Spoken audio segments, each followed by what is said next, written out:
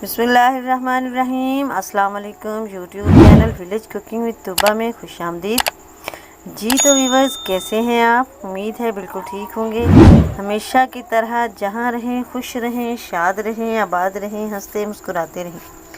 इसी के साथ ही चलते हैं आज की रेसिपी की तरफ। आज मैं फिर एक मज़े की रेसिपी के साथ हाजिर हुई हूँ।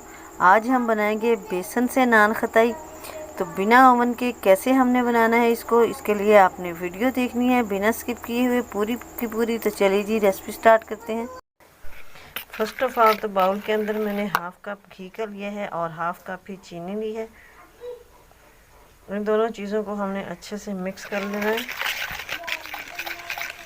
पिसी हुई शुगर डाली है,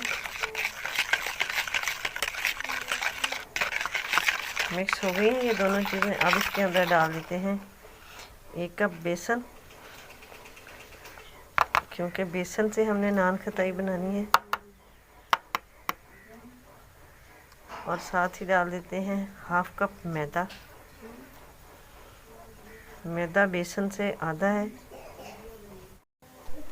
और इसी के अंदर डाल देते हैं ये 1/4 टेबल स्पून है मेरे पास बेकिंग पाउडर, ये डालेंगे और इन सारी चीज़ों को मिक्स कर लेंगे।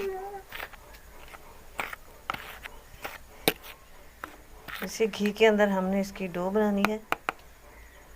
हाथों से इसकी डो बना लेते हैं।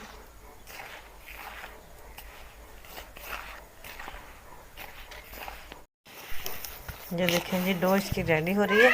ये मुझे इधर इसका घी कम लगा था तो मैंने 1 टेबल स्पून और डाल लिया इसके अंदर। और ये डो हमारी रेडी हो चुकी है।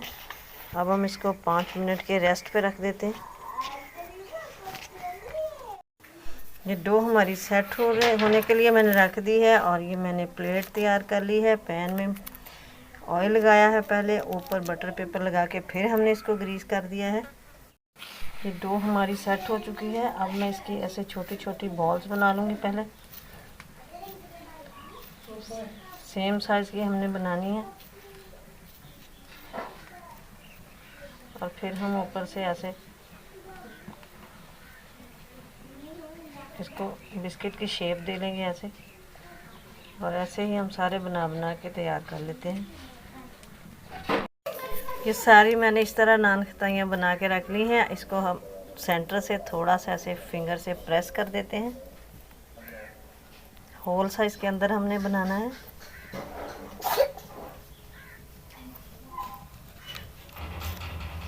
और इसके ऊपर रख देते हैं बादाम,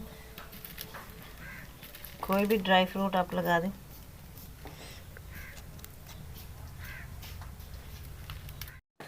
अब मैंने एक जो है अंडा, उसकी हमने यॉक ली है, तो उसको हमने थोड़ा थोड़ा इसके ऊपर लगा देना है। इससे जो कलर है बहुत ही प्यारा हो जाएगा। ना भी लगाएं कोई इशू नहीं, स्किप कर सकते हैं।